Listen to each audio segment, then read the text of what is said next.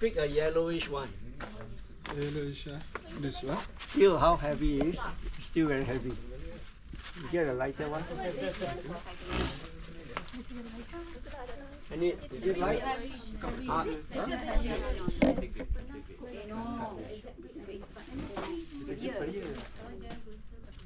Okay. Put on the desk.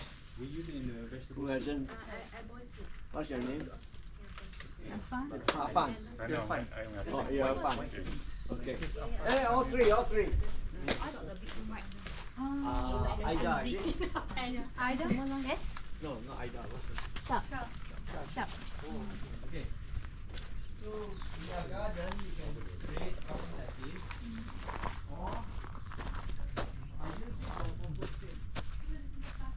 You can also compost all organic matter, but after you put your thing, your cover waste, you can cover it with we do the fertilizer preparation here. We ferment the soil, right, and we mix with farm soil. Right now we're starting to sell to people to use. You use that one because of rich in microbe.